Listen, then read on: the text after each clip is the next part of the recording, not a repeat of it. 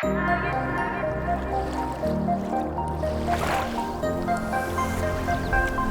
we go. Thank you, you beautiful bar of gold. Absolute stunning. Let's put you back.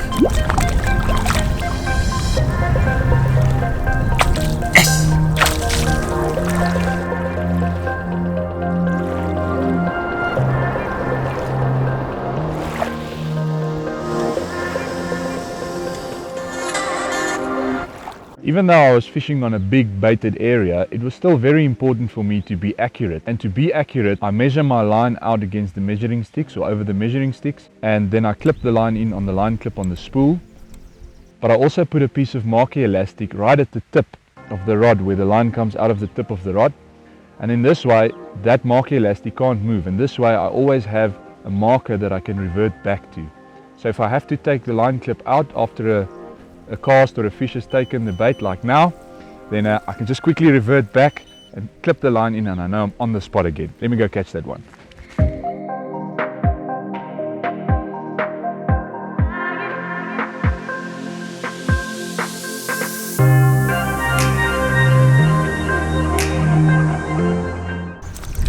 Tell you what, it's worth getting interrupted by a fish like this. Look what it's revealed in the sling. It's been feeding on, there's a piece of boilie, that fish meal boilie that I've been putting out. It's actually the biggest fish of the trip so far. At 8.5 kilogram. Look at that. A bar of gold. Pure wild fish. That is what casting for trophy carp is all about.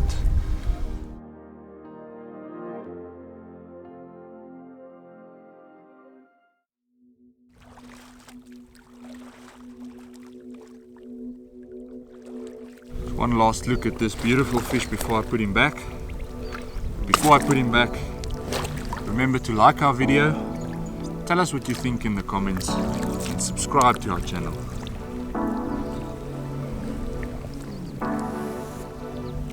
There we go. Thank you, you beautiful bar of gold. Absolute stunning. Let's put you back. Yes! Day 3 started off with heavy rainfall throughout the night, and in the middle of that rainfall, as luck would have it, I had an absolute screaming take. I went out, got my socks on, got the waders on halfway up, and just ran out, stood in the rain, battling with this carp, and eventually I managed to land it. And while I was playing this fish, the other rod actually also went, but this fish unfortunately came off, which I was a bit happy about because I wanted to get some dry clothing and just get inside the bivvy, just dried up.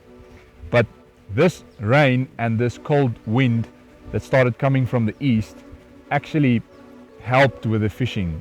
This put the fish in an absolute feeding mode, and usually at this venue I've noticed 99% of the time the wind actually comes from the west, but the 1% of the time that it changes around and comes from the east, it just puts the fish in feeding mode. And that's exactly what happened that night with the rain, and this actually made me very excited for the coming day.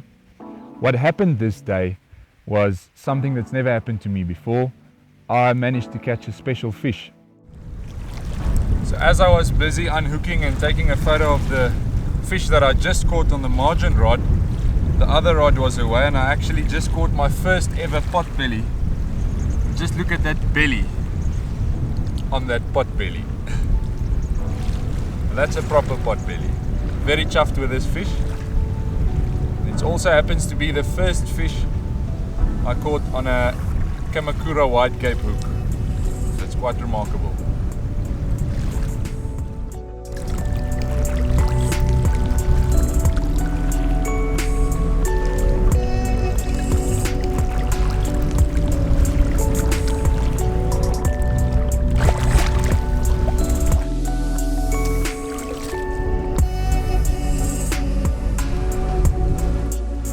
In this easterly wind that's howling in our faces, it's just absolutely turning the fish on, and they're feeding quite happily during the daytime now, which is lovely, as you can actually see your rigs land. This rod was in the water for maximum 10 minutes and this fish took off. Beautiful.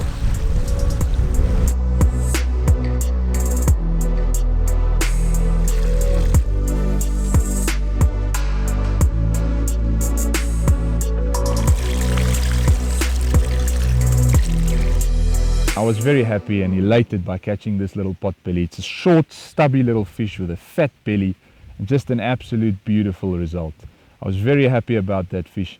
And throughout this day, the fish just kept on biting, and the conditions and the strong wind from the east pushed the fish into the corner where I'm fishing.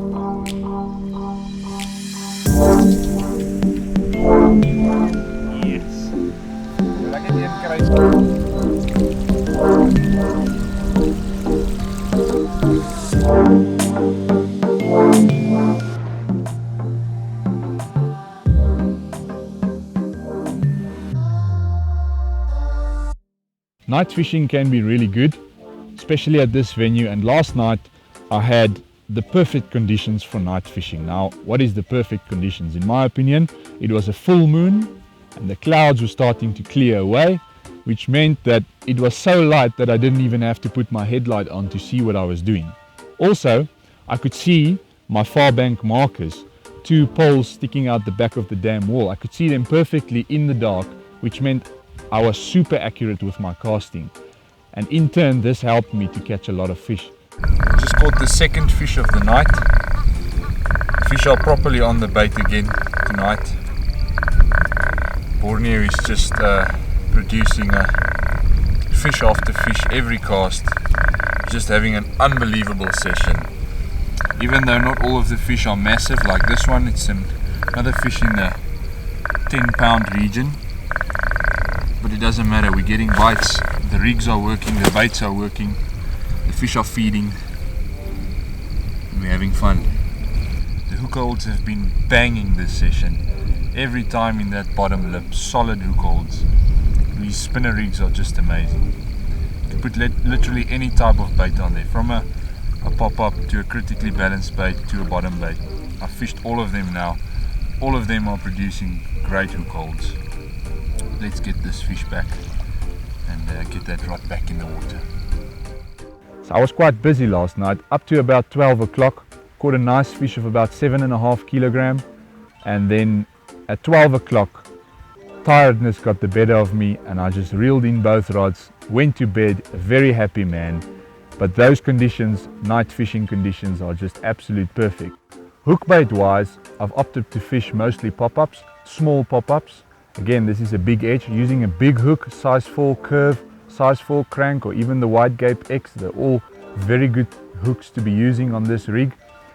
Together with a small hookbait, a small 12mm pop-up, that's the perfect presentation, and it just nails them every time. But I have played around a bit with hookbaits, trying to snare a few bigger fish, and I've tried bottom baits.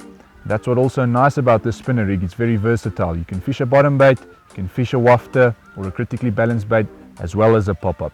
So on the same rig, you have all those different options. And I've tried all of them and I've caught fish on all of them. I wouldn't say one bait stood out more than the other, but definitely a single pop-up on that spinner rig is a very effective bait to be using. The pop-ups that I'm using, I like to use very bright colored pop-ups in this lake.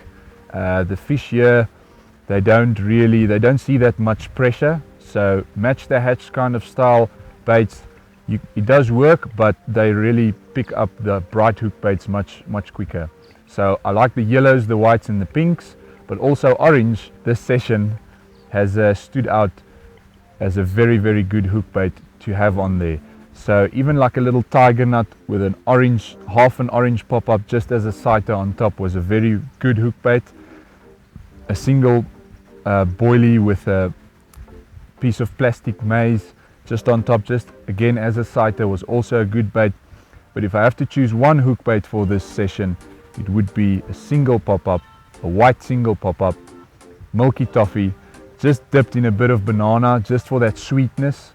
The specific banana that I'm using, it's not about the flavor as such, it's more about the sweetness. I just want that hook bait to be sweet, because remember, the bait that's on the bottom is quite salty. I like to add a lot of salt in the mix, but the hook bait is contrasting and very sweet, and it worked an absolute treat on this session.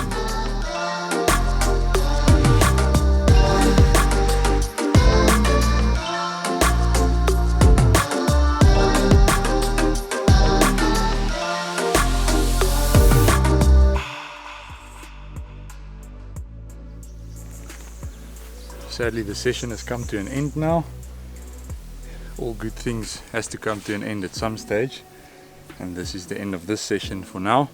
But I've learned so many things. I've seen so many interesting things about how fish behave to certain baits and applications thereof. And but nonetheless, I think this session was absolutely fantastic. It's the most fish I've ever caught out of this venue in a single session, and there's a lot to take from that going into the next sessions. And I sincerely hope that everybody that watched up to this stage has seen something, has learned something, and more importantly, I hope this ignited a fire in every one of you to try to fish for carp from the bank and chase those trophy carp down. A massive thank you goes to the venue and the organization and all the people involved in just making this place such a lovely fishery. Special thanks to Vilma for organizing this venue for us, and for the Protea team that practiced here this week. Thank you very much for this. If you guys want to get in touch with the venue, all the information is on Facebook, available on the Borneo Dam key holders group. Just ask for a joining there, and you can see what's happening there. Also, all the contact details are there, and you can also see the contact details in the description below on the video. Give them a call if you're interested to fish here. I'm sure you will be a very happy angler once you fish this session at this beautiful, lovely venue.